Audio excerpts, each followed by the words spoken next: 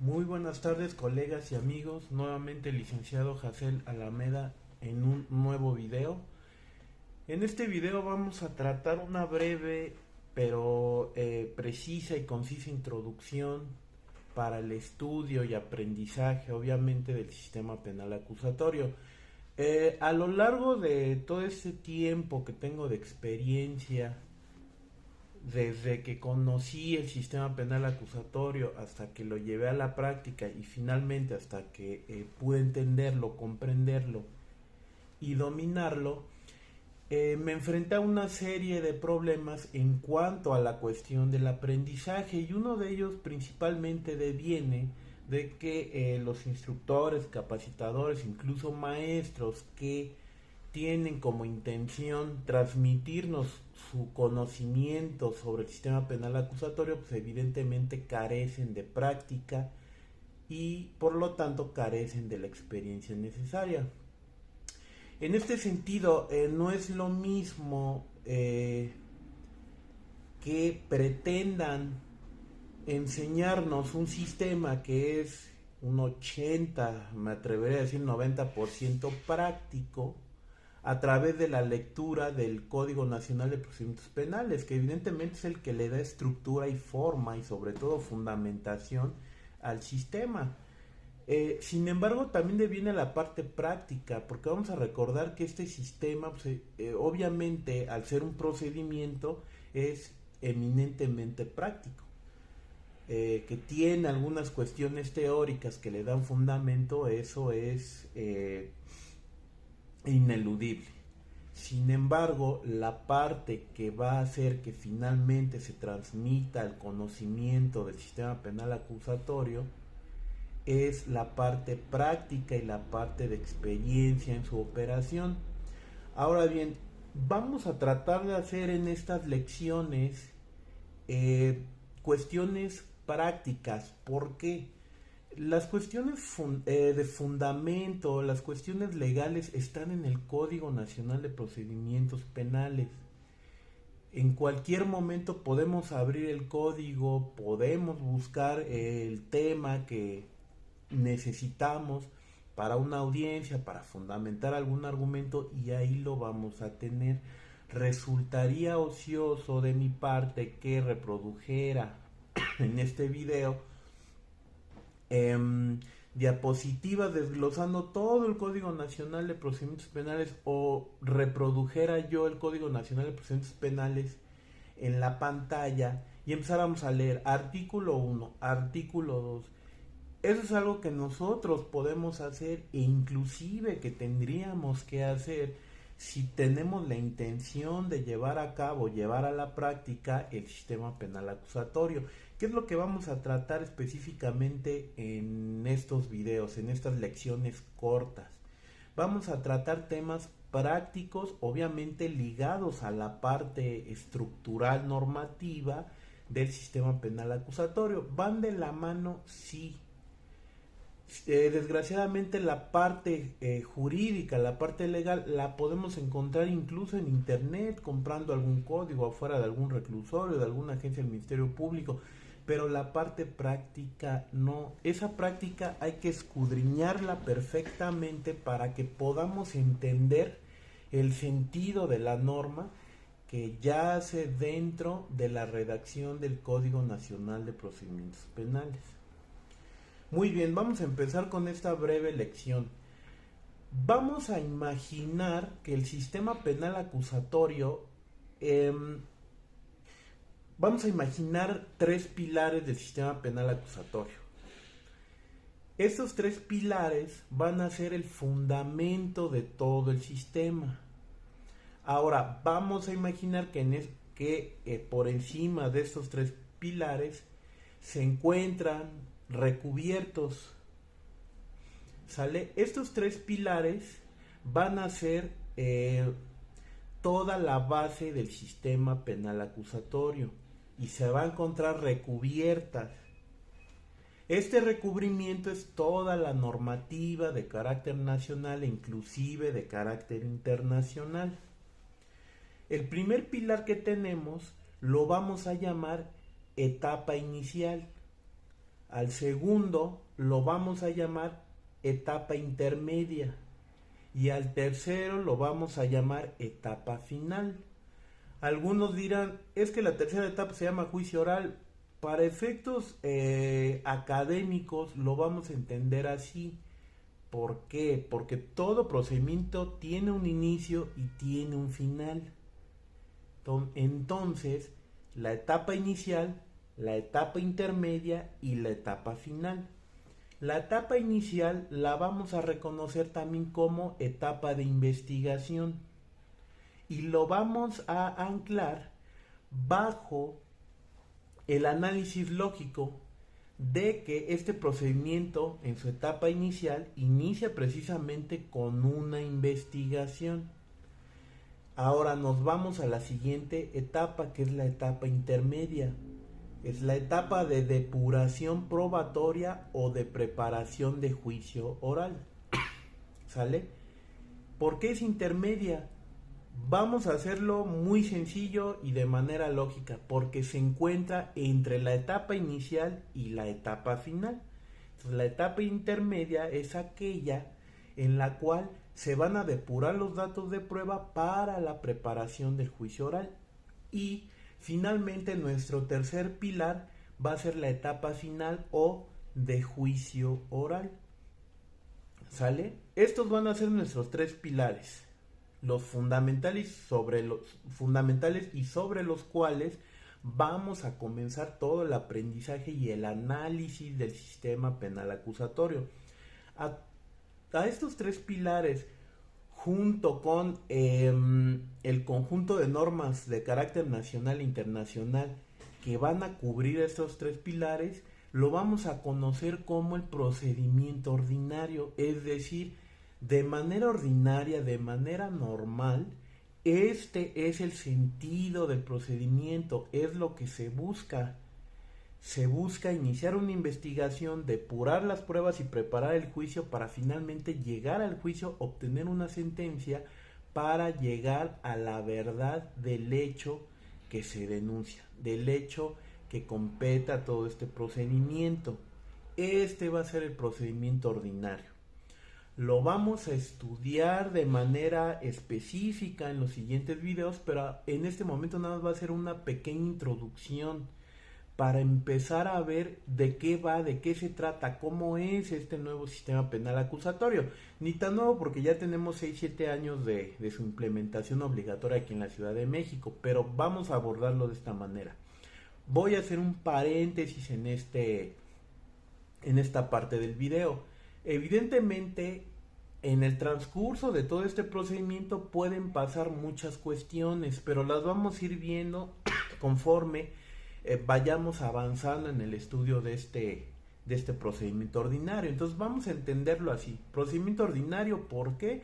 Porque es el objetivo general de todo el sistema penal acusatorio. Este es el procedimiento que se debe de seguir. Que en la marcha, en el transcurso, podamos optar por un medio alterno o forma de terminación anticipada, sí. Pero ya en su momento analizaremos cada figura, analizaremos su procedencia y determinaremos en qué momento procesal se puede solicitar. ¿Para qué? Para evitar un juicio con todo lo que implica. Pero ahorita vamos a tomarlo así. Es el procedimiento ordinario, ¿ok? Muy bien. Teniendo estos tres pilares que van a ser el fundamento del sistema penal acusatorio, vamos a iniciar brevemente con una descripción de lo que es la etapa inicial. Esta etapa inicial, como se los comenté, la vamos a reconocer también como etapa de investigación.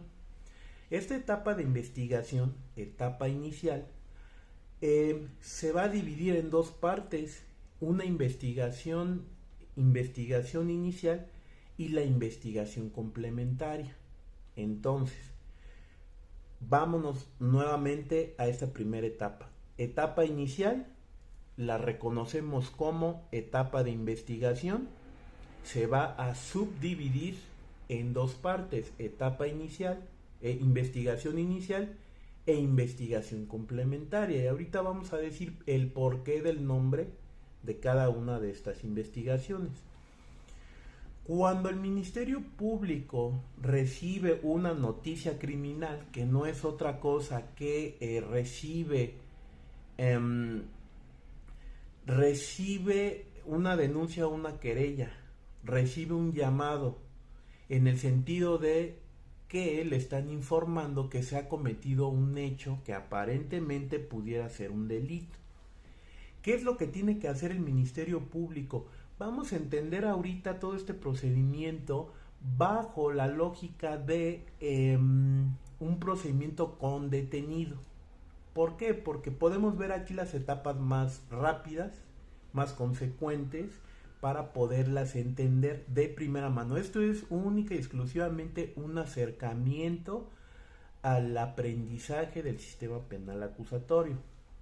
En los siguientes videos vamos a especificar y a detallar algunas cosas, vamos a pulirlas, pero en este primer video la intención es únicamente acercarnos, saber de qué estamos hablando, y una vez que nos ubicamos entonces ya empezamos a detallar. Muy bien, cuando el Ministerio Público recibe una denuncia, una querella, recibe esta noticia criminal, es decir, la noticia de que se ha cometido un hecho aparentemente delictivo, va a iniciar toda una investigación. A esta investigación le vamos a llamar investigación inicial, porque con esto inicia todo el procedimiento. El Ministerio Público tiene 48 horas, que es un término constitucional, durante el cual va a ordenar todos los actos de investigación para integrar algo que vamos a llamar carpeta de investigación, que no es otra cosa, en términos comunes, un folder donde empieza a integrar todas las constancias de todo lo que va investigando. Obviamente la fiscalía, como todas las fiscalías, pues tiene sus propios sistemas electrónicos en los cuales llevan un registro para un control interno. Pero para efectos de la carpeta de investigación vamos a entender los registros de investigación que van a formar parte de esta carpeta. Físicamente, donde va añadiendo todas las constancias que deja, todo lo que va ordenando para integrar la investigación. Al final de las 48 horas, toda esta carpeta de investigación tiene que arrojar un resultado, bajo la lógica de que toda investigación siempre llega a un resultado. Este resultado, el Ministerio Público, o en este resultado, el Ministerio Público tiene que decidir si lleva o no esta carpeta ante un juez de control. Yo creo que muchos hemos escuchado esta palabra que se llama judicialización, MP judicializador. ¿Qué significa esto? No significa otra cosa más que cuando termina el plazo de las 48 horas, el Ministerio Público lleva esa carpeta de investigación junto con el imputado ante un órgano jurisdiccional, en este caso, en caso de la Ciudad de México, ante un juez de control. Una vez llevado ante el juez de control, a todo esto le vamos a llamar judicialización. El Ministerio Público tiene que comunicarse con el órgano jurisdiccional y solicitar una audiencia inicial. Con esta audiencia inicial vamos a abrir la segunda subdivisión de la primera etapa, que es la etapa de investigación complementaria. Muy bien, una vez generada esta audiencia inicial, el juez va a tener a su disposición al imputado junto con su defensor, el Ministerio Público, la víctima si es que la hubiere, y el asesor jurídico de la víctima. Muy bien, en esta audiencia inicial, que forma parte de esta etapa de investigación, de la etapa inicial, vamos a debatir temas muy específicos. Por eso es muy importante que nosotros sepamos cuál es la esencia y la naturaleza de cada audiencia para poder saber qué es lo que vamos a decir. Ahora bien, En esta etapa, en esta audiencia inicial, vamos a iniciar con el control de la detención. En el supuesto que estamos hablando, cuando hay detenido, estamos hablando de flagrancia. ¿Sale? Cuando hay flagrancia, tenemos que verificar que la detención se haya realizado ajustada a derecho. ¿Qué es lo que vamos a revisar en este control de la detención? Punto número 1, que esté acreditado con las constancias o actos de investigación de la carpeta respectiva, que efectivamente estemos ante un supuesto de flagrancia. 2, que las horas, la Constitución nos marca que se tiene que poner inmediatamente a disposición de la autoridad competente, como lo es el Ministerio Público. Si existe un desfase de horas que no están justificadas, entonces se estaría en la posibilidad de que el juez calificara de no legal esa detención. Y tercero, y muy importante, que de las constancias o del análisis integral de la carpeta de investigación se desprenda que los hechos ocurrieron tal y como lo narra el denunciante o los policías que ponen a disposición al imputado de mérito. Como defensa, se debe de ser muy puntual al analizar toda la carpeta de investigación y determinar que cualquiera de estos 3 puntos que se mencionaron hayan estado ajustados a derecho. Una vez que el juez, vamos a pensar, califica de legal la detención, vamos a pasar a otra etapa o a otra audiencia dentro de esa misma audiencia que se va a llamar formulación de imputación. La formulación de imputación no es otra cosa que el acto procesal consistente en la comunicación directa que hace el Ministerio Público al imputado, en la cual le tiene que hacer saber que existe una acusación, que existe una imputación en su contra, una investigación seguida por esa imputación, cuál es el hecho que se le atribuye, quiénes son los que deponen en su contra y cuáles son los datos de prueba que cuenta para sostener esa imputación. Una vez narrado esto, el juez de control va a darle el uso de la voz a la defensa para solicitar alguna aclaración sobre la formulación de la imputación. ¿Qué puede ser esta aclaración? Precisó datos de prueba que se contradicen, se equivocó en algún nombre, no queda claro el hecho, única y exclusivamente aclaratorias para que quede clara la imputación que le está haciendo el Ministerio Público al imputado. Una vez que se formule la imputación, el juez le va a preguntar al Ministerio Público si existe alguna otra solicitud. Esa solicitud va a ser la oportunidad para hacer la solicitud de vinculación a proceso. ¿Qué es la vinculación a proceso? No es otra cosa que el acto procesal mediante el cual el juez de control estima que de los datos de prueba que se le presentaron por conducto del Ministerio Público se cumple el estándar mínimo probatorio para que pueda determinar el juez que se siga todo el procedimiento. Muchos van a decir para que sea sujeto de proceso. Sí, pero ahorita como es un acercamiento, vamos a entenderlo así. El juez considera que hay elementos suficientes dentro de un estándar mínimo probatorio para que el imputado siga dentro del procedimiento. Si el juez estimare que no se encuentra colmado ese estándar mínimo probatorio, entonces va a emitir un auto de no vinculación a proceso. Es decir, él estima que de los datos de prueba presentados ante él, no hay datos suficientes para que se pueda seguir un procedimiento en contra del imputado. Pero bueno, vamos a seguirlo. Vamos a suponer que el juez de control en audiencia le da la oportunidad a la gente del Ministerio Público para que haga la solicitud correspondiente. Y entonces el Ministerio Público, en uso de la voz, va a decir: su señoría, solicito que se vincula proceso al imputado por las siguientes consideraciones. Y prácticamente va a desglosar el hecho en el cual tiene que precisar las circunstancias del lugar, tiempo y modo, quienes lo acusan,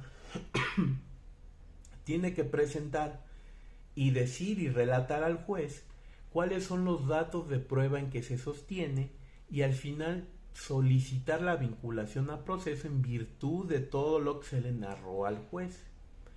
Se le va a dar uso de la voz a la defensa. Una vez que se le da uso de la voz a la defensa, lo que se tiene que hacer es debatir esa vinculación a proceso. De igual manera, se tiene que debatir el control de la detención, como se mencionó. Y tenemos que advertir cierta falta de coherencia, de razonabilidad de los datos de prueba. Se van a encontrar muchas veces con que el Ministerio Público dice que para debatir un control de la detención, para debatir una vinculación a proceso, se tiene que contar la defensa tiene que contar con datos de prueba que contradigan los que tiene la Fiscalía. Sin embargo, esa es una posición muy cómoda del Ministerio Público, porque el Código Nacional de Procedimientos Penales es muy claro al decir, en uno de los requisitos para la emisión de un auto de vinculación a proceso, es que de los datos de prueba que se presenten, se haga suponer que existió el hecho y la posibilidad de que el imputado participó en él, entendiéndose por datos de prueba indicios razonables.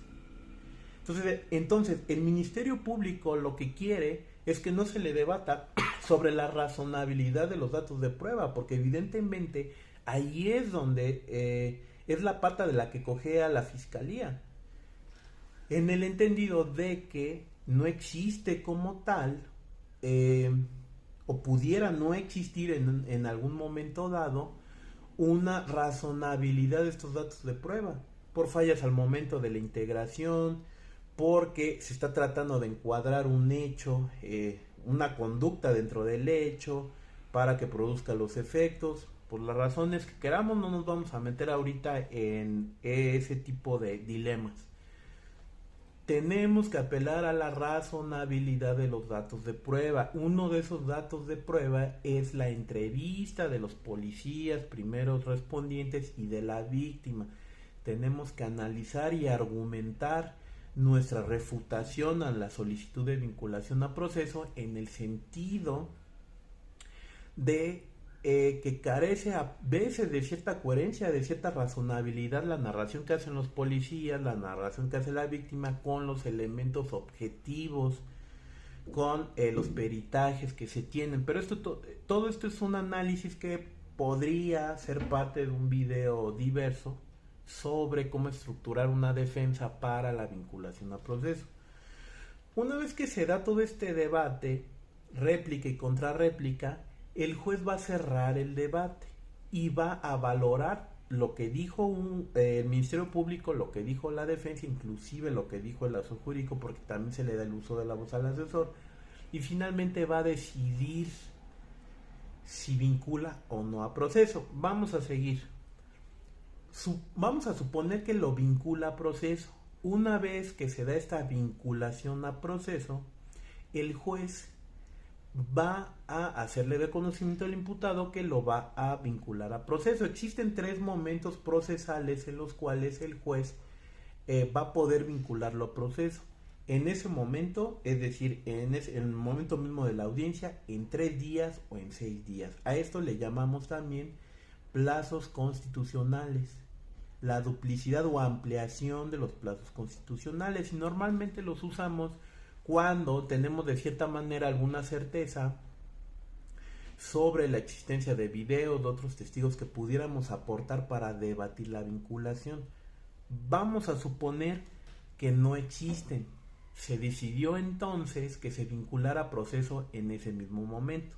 El juez valora todas las pruebas, valora los argumentos de la defensa, del Ministerio Público, incluso del asesor jurídico, y va a vincularlo a proceso. ¿Sale? Vamos a hacer el supuesto de que lo vincula a proceso. Una vez que lo vincula, le va a preguntar al Ministerio Público si tiene otra solicitud. Lo siguiente, vamos a ponerlo en la agenda, en la orden del día de esa audiencia, es sobre la imposición de medidas cautelares. En videos, en algunos otros videos que se encuentran en este canal, ya hablamos de la prisión preventiva oficiosa y de la prisión preventiva justificada. A eso es a lo que nos referimos, y normalmente este es el punto central de este debate de medidas cautelares, que no debería de ser así. Debería de ser con un sentido total y completamente garantista. ¿A qué me refiero con garantista? Garantizar el respeto de los derechos del imputado y de la víctima, y entonces solicitar un conjunto de medidas cautelares que tiendan a proteger ambos derechos. Pero bueno, vamos a imaginar que estamos ante un delito que amerita prisión preventiva oficiosa. El Ministerio Público fundamenta con lo que dice la ley y solicita la prisión preventiva. Su señoría, con fundamento en el artículo tal del Código Nacional, y toda vez que estamos ante un delito que se encuentra contenido en el catálogo de aquellos que ameritan prisión preventiva oficiosa, solicito se le imponga la prisión preventiva oficiosa como medida cautelar. La defensa tendrá que hacer lo propio y al final el juez resuelve imponer la medida cautelar consistente en prisión preventiva oficiosa al imputado. ¿Qué es lo siguiente en la orden del día de esa audiencia? El plazo de cierre para la investigación complementaria. En el entendido de lo siguiente: tenemos una investigación inicial que nos dio como resultado una judicialización ante el juez de control, ante el órgano jurisdiccional. Posteriormente a esto, ya cuando el juez de control revisa el actuar del Ministerio Público, revisa las peticiones del Ministerio Público, escucha a la defensa, escucha a la víctima por conducto del asesor jurídico y resolvió todos estos puntos de los que ya hicimos mención, va a decidir cuánto tiempo se requiere para seguir con la investigación. Ojo, no es regla general que se siga con la investigación. El Ministerio Público podría decir: señoría, ya colmamos toda la investigación. ¿Por qué? Porque en el Código Nacional no nos dice que es forzoso un plazo, nos dice que se podrán establecer un plazo eterno para continuar con la investigación, pero vamos a hacer de cuenta que el Ministerio Público pide 30 días, la defensa, se le va a dar el uso de la voz a la defensa, y la defensa, obviamente, en defendiendo los intereses del imputado, considera excesivo ese tiempo y solicita 10. El que finalmente decide es el juez, valorando todo lo que ya escuchó, y va a establecer 15 días, por decirlo de alguna manera. Establece 15 días y va a establecer la fecha de término.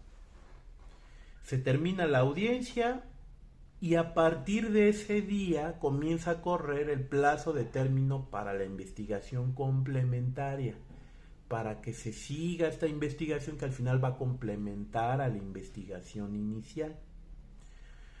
Una vez que fenece ese término de la investigación complementaria, el Ministerio Público tendrá 15 días para determinar qué es lo que va a hacer. Puede solicitar el sobreseimiento parcial o total, o puede presentar su escrito de acusación. Si él considera un sobreseimiento, pues tendrá que valorar todas las causales que se encuentran en el Código Nacional de Procedimientos Penales para poder acreditar este sobreseimiento, fundamentar este sobreseimiento. Pero vámonos al transcurso normal del procedimiento. Después de estos 15 que fenece la investigación complementaria, tiene el Ministerio Público 15 días para presentar de manera escrita, por eso esta es la fase escrita de la etapa intermedia, va a presentar su escrito de acusación y el Código Nacional nos dice que debe de contener el escrito de acusación.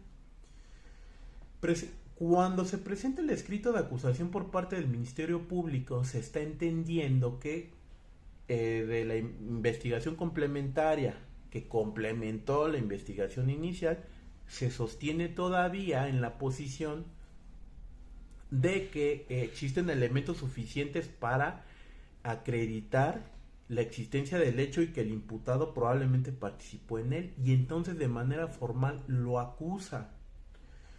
Una vez que se presenta ese escrito de acusación, se le va a dar vista al imputado como a su defensor para que en un término de 3 días contesten ese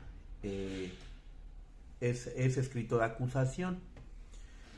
Muy bien, después de que fenezcan estos 3 días o bien se produzca la contestación al escrito de acusación por parte del imputado y su defensor, se va a generar una audiencia intermedia.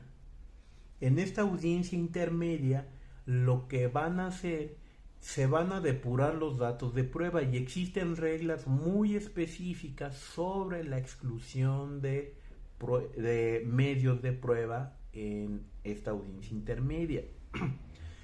Va a ofrecer sus datos de prueba que de antemano ya los conoceríamos, que serían con los que sostuvo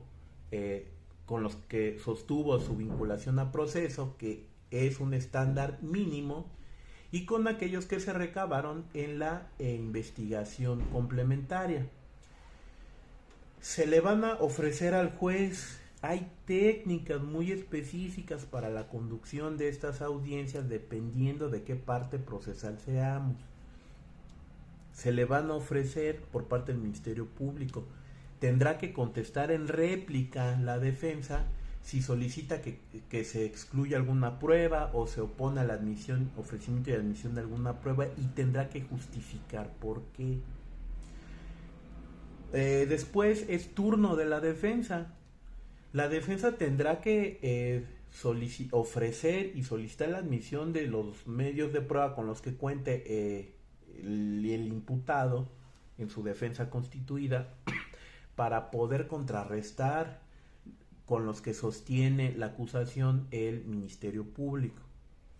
También el Ministerio Público podrá solicitar la exclusión de medios de prueba de la defensa. Se genera todo un debate en esta audiencia con la intención de, obviamente, tratar de desacreditar o de echar abajo tanto pruebas de la Fiscalía como pruebas de la defensa, cada uno sosteniendo sus propias teorías del caso. Muy bien. El resultado de esa audiencia intermedia es fijar las pruebas con que van a llegar a juicio tanto el Ministerio Público como la defensa. No excluimos aquí al asesor jurídico, la asesoría jurídica de la víctima. Evidentemente es una parte importante y fundamental. También el asesor jurídico puede ofrecer las pruebas en coadyuvancia con el Ministerio Público. También tiene una participación activa dentro del juicio oral. Entonces no los excluimos de ninguna manera. Lo único que estamos haciendo es el debate principal que se da entre el órgano de procuración de justicia, el órgano de defensa, y vamos evidentemente a mencionar la coadyuvancia que hace el asesor jurídico de la víctima. Una vez que tenemos fijados todos estos medios de prueba, se va a emitir por el juez de control que presidió esa audiencia algo que llamamos como auto de apertura a juicio oral. Este auto de apertura a juicio oral es un desglose de el hecho que se persigue, las partes procesales y los medios de prueba admitidos para poder sostener cada una de las partes procesales sus respectivas teorías del caso en juicio y sobre todo cuáles son las que se van a desahogar en audiencia. Una vez emitido este auto de apertura a juicio oral, se va a generar una fecha de la primera audiencia para el juicio oral. ¿Por qué digo la primera? Porque evidentemente y por razones que obedecen a un sentido lógico, no se va a poder desahogar en una sola audiencia todos los medios de prueba. Porque todos estos medios de prueba se van a incorporar a juicio para su valoración por parte del juez de control al momento de emitir su fallo a través de la prueba testimonial. Existen también reglas muy específicas a observar para el desahogo de pruebas, para la incorporación de medios de prueba al juicio. Esto en donde lo vamos a estudiar en la etapa respectiva. Esto nada más es un esbozo general de qué es lo que vamos a estudiar, sobre qué vamos a analizar, dónde estamos parados, de qué se compone, cómo se estructura. Porque si empezamos a analizar únicamente de manera general y a profundizar la etapa inicial, partes procesales, nos vamos a perder en el sentido. Va a llegar un momento en el que vamos a analizar muchísima información, pero no vamos a saber qué corresponde a qué. ¿Por qué? Porque no aprendimos primero la visión general, el acercamiento, el primer acercamiento para saber qué es lo que estamos estudiando. Bueno, vamos a continuar. Una vez que se fija esta audiencia de juicio oral, va a estar compuesto por un tribunal de algo que vamos a llamar tribunal de enjuiciamiento. Este tribunal de enjuiciamiento va a estar compuesto por 3 jueces. ¿Sale? Estos 3 jueces van a tener la tarea de tener un criterio sobre la valoración de estas pruebas y decidir de manera unánime sobre la culpabilidad o la inocencia del imputado. Dentro de esta audiencia se va a abrir con los alegatos de apertura de la Fiscalía, posteriormente de la Asesoría Jurídica de la Víctima y finalmente de la defensa. ¿Qué es un alegato de apertura? No es otra cosa que una promesa concatenada con los datos de prueba y que bien podría iniciar, señoría, esta defensa acreditará a lo largo del presente juicio que mi representado, el imputado fulanito de tal, no cometió el delito que le pretende atribuir o acreditar el agente del Ministerio Público en virtud de las siguientes consideraciones. Y entonces aquí vamos a desglosar nuestra teoría del caso, obviamente concatenada con los datos de prueba que tenemos para sostenerlo, porque no nada más es cuestión de ir y decir no lo hizo. ¿Por qué? Porque no lo hizo. Una reacción normal de alguien ante un ataque o cuando ve amenazado algún bien de su propiedad, en este caso como lo es su libertad, pues va a tender a defenderse. Pero esta defensa técnica, por eso debe de pasar por el filtro de un abogado defensor, tiene que traducirse en la acreditación de su teoría del caso a través de datos de prueba. Ahora, si la defensa no tiene datos de prueba, bien podríamos también decir, y por qué no, tal como se acreditará con el contrainterrogatorio que se haga a fulanito, sultanito, a todos y cada uno de las testimoniales que haya ofrecido el Ministerio Público. ¿Por qué? Porque del análisis que se hizo podemos aducir que podemos hacerlos caer en contradicción, que los policías se contradicen con las constancias que hay en los registros de investigación que ellos firmaron. ¿Forma parte de nuestra batería de pruebas para acreditar nuestra teoría del caso? Sí. Entonces tenemos que hacer válido todo eso. Las contradicciones, contrainterrogatorios, que presumiblemente nosotros podemos proyectar que nos pudieran beneficiar. Todo eso forma parte. Una vez que se dicen o expresan estos alegatos de apertura, se va a llevar a cabo el desahogo de los datos de prueba. Y primero van a empezar con las testimoniales del Ministerio Público. Aquí es donde se va a dar la dinámica interrogatorio, contrainterrogatorio, recontrainterrogatorio y se puede recontrainterrogar todavía. Existen reglas específicas para cada uno de estos momentos procesales, es decir, para el interrogatorio, el contrainterrogatorio, el recontrainterrogatorio. Existen reglas muy específicas, existen técnicas para evidenciar, y superar contradicción, refrescamiento de memoria, pero en su momento veremos con calma y de manera específica cómo se usan estas técnicas, cómo debemos de usarlas, incluso cómo tratar a testigos hostiles. Pero vaya, regreso al punto. Este nada más es un esbozo general para saber de qué estamos hablando. Una vez que se desahogan los datos de todos los medios de prueba, ya convertidos en pruebas en la audiencia de juicio oral, si solicitó coadyuvancia el asesor jurídico de la víctima, podrá hacer lo propio, y finalmente sigue la batería de datos de medios de prueba de la defensa. Se va a interrogar, el Ministerio Público va a poder contrainterrogar, la defensa recontrainterrogar, y así hasta cerrar, hasta que se libere el testigo.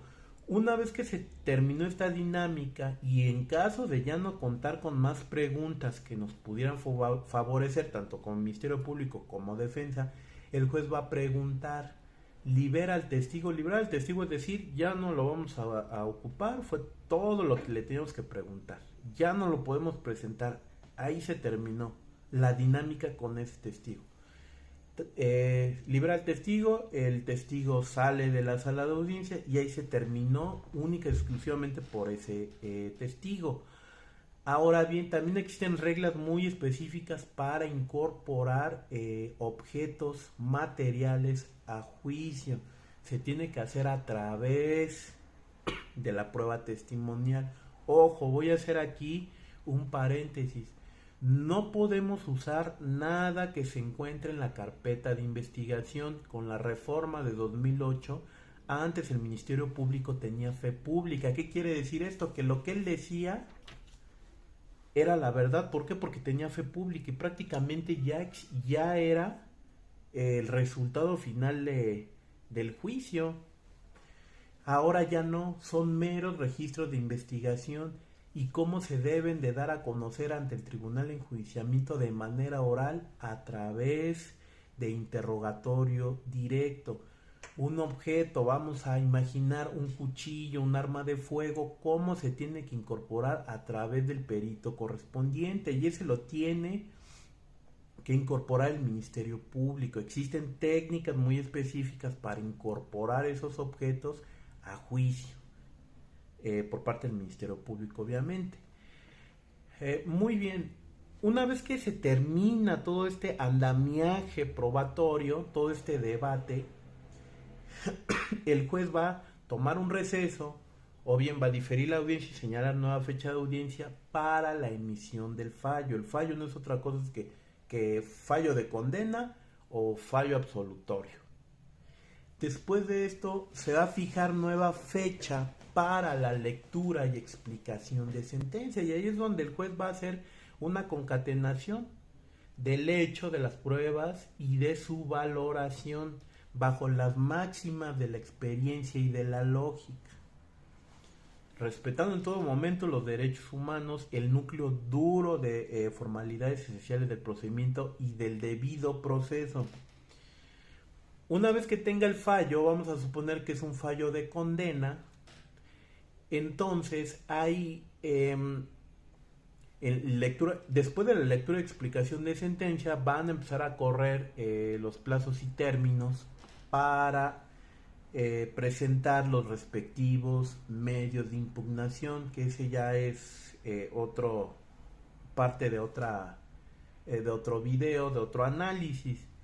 A grosso modo, estos fueron los pilares, estos fueron los señalamientos, los acercamientos de todo el sistema penal acusatorio.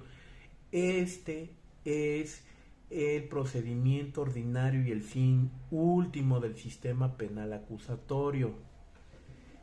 Ahora, vamos a hacer un recuento de todo lo que se dijo y lo vamos a anclar con los principios del sistema. ¿Por qué dejé los principios del sistema penal acusatorio hasta el final? Porque una vez que ya sabemos las dinámicas de la audiencia inicial, de la audiencia intermedia y de la audiencia de juicio oral, ya podemos regresarnos un poquito a cada una de estas audiencias que se platicaron y poder vislumbrar estos principios. El principio de contradicción. ¿Qué quiere decir el principio de contradicción? Que a cada cuestión que diga el Ministerio Público, yo tengo como defensa o el imputado tiene el derecho de contradecirlo, como lo dije hace algunos momentos. Esta contradicción siempre tiene que estar sustentado en algún elemento, sustentado en algún fundamento normativo, en algún fundamento probatorio, para que surta efecto esa contradicción. Pero es un derecho que se tiene, por eso lo llamamos principio de contradicción. Tesis, antítesis, te refuto, me refutas, y se genera un debate entre las partes. Inmediación. Al principio, cuando uno escucha estos principios e inicia en la práctica de este sistema, y conforme lo va practicando se le hace algo normal, y no es hasta que nos enfrentamos a una audiencia, un procedimiento del antiguo proceso, del anterior proceso, en el cual vislumbramos la importancia. ¿Cuál es la importancia de la inmediación? Como ya en muchas explicaciones, pláticas sobre el sistema penal acusatorio lo han dicho, el juez nunca estaba presente en la audiencia. Vamos a imaginar este contexto: rejilla de prácticas, atrás no solo un imputado, varios esperando a que se lleve a cabo su audiencia, un escritorio y todo por escrito. El juez estaba en su oficina, y quien se presidía estas audiencias, el secretario de acuerdos y los demás auxiliares. Entonces es muy importante el principio de inmediación. Si ustedes revisan las audiencias que tengo en este canal, la figura central que se encuentra prácticamente en medio de todos, que también tiene un simbolismo muy importante, es el juez. El juez es el rector, el dirigente principal de todas las audiencias y por lo tanto del procedimiento en su etapa intermedia, en su etapa de juicio oral, incluso por lo que hace a la investigación complementaria, la etapa de investigación complementaria. ¿Sale? Es muy importante el principio de inmediación. Concentración.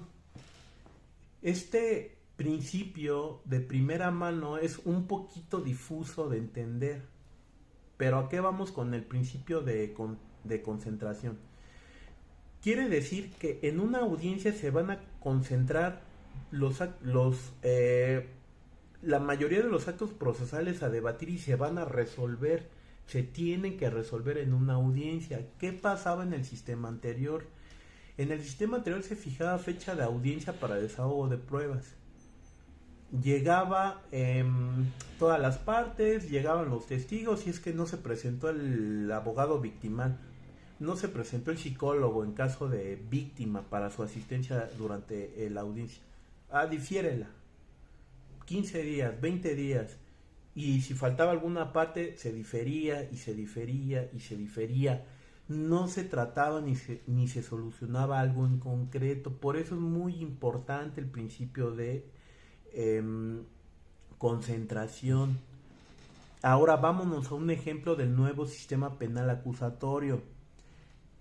Audiencia inicial, sí o sí tenemos que salir de esa audiencia con estos puntos que vimos en la audiencia inicial resueltos. No podemos decir, no se presentó la víctima, la diferimos 15 días y a ver qué pasa. No. Se concentran la mayoría de los actos procesales en una audiencia y se tiene que resolver. No podemos dejarlo a 15, 20 días porque estamos vulnerando derechos tanto del imputado como de la víctima. Va a haber ciertos casos en los que se puede diferir una audiencia, pero son casos muy específicos que no contravienen de ninguna manera, o al menos no de primer momento, derechos fundamentales y sobre todo plazos constitucionales. Muy bien, en este principio de concentración, por ejemplo, si yo solicito una audiencia para modificación de medidas cautelares, en esa audiencia se tiene que resolver. Sí, se tiene que resolver, no, pero se tiene que resolver. No puede decir el juez, la difiero porque faltan que lleguen constancias. No, resuelvo, no. Defensa, Ministerio Público, cuando se allegue de los datos de prueba, vuelve a solicitar la audiencia. Igual cuando se solicita audiencia para suspensión condicional del proceso, para procedimiento abreviado, en esa audiencia se tiene que resolver. No se puede dejar al aire lo que se quiere sustanciar ante el órgano jurisdiccional. Esa es la esencia del principio de concentración. Principio de publicidad. El principio de publicidad quiere decir que las audiencias son públicas. El público tiene derecho a conocer esas audiencias. ¿Por qué? Porque el derecho penal es una rama del derecho público. Compete a la sociedad una agresión, un delito compete a la propia sociedad. Sí existen reglas muy específicas para tratar la publicidad y existen casos en los cuales se puede hacer a un lado este principio de publicidad cuando se traten de delitos sexuales, cuando haya menores involucrados, sobre todo para proteger su dignidad y su derecho a la privacidad. Entonces, en resumidas cuentas, todos estos principios, contradicción, concentración, continuidad, quiere decir que las audiencias van a ser de manera continua. No podemos, como bien lo dije hace rato, decir esta audiencia se corta aquí y la vamos a diferir para tal fecha y pues a ver qué pasa. No, todo tiene que ser de manera continua y se tiene que resolver en una sola audiencia lo que se le está solicitando al juez.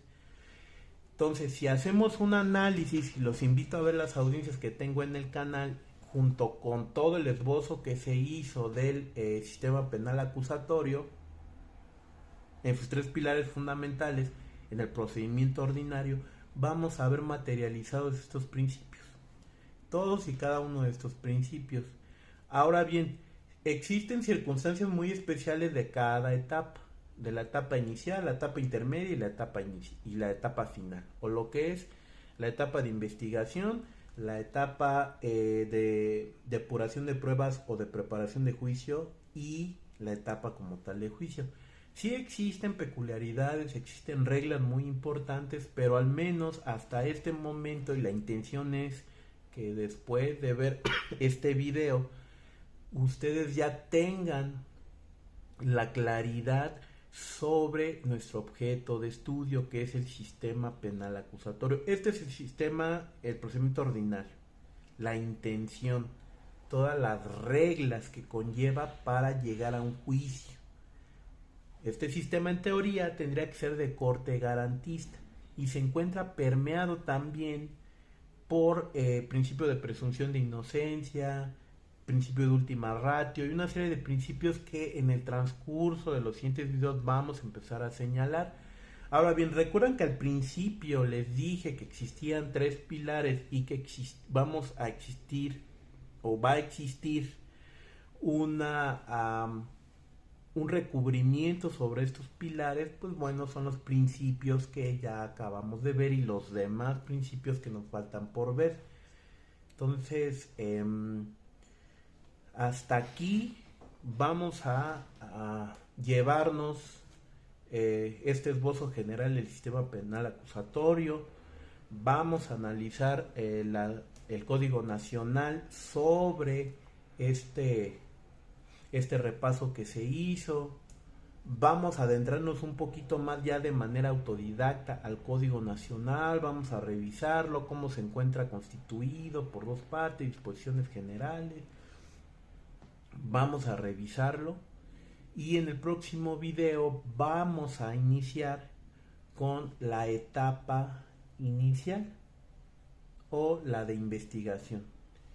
Vamos a detallar algunas cosas, vamos a pulir un poquito lo que se vio aquí, vamos a añadir algunas cuestiones importantes que debemos de saber para dominar esta parte de investigación. Y bueno, hasta aquí el video se alargó un poquito más, Pero bueno, yo espero que les haya dejado yo la inquietud, les haya dejado yo esta intención de conocer más a fondo todas estas partes. En videos posteriores vamos a detallar, como se los digo, cada una de estas etapas. Pero bueno, hasta aquí este video. Yo los espero en el siguiente con más conocimiento sobre el sistema penal acusatorio. Si tienen alguna duda, eh, pueden dejarlo en la caja de comentarios y los veo en el siguiente video. Muchas gracias a los que se quedaron hasta el final del mismo y me despido. Gracias.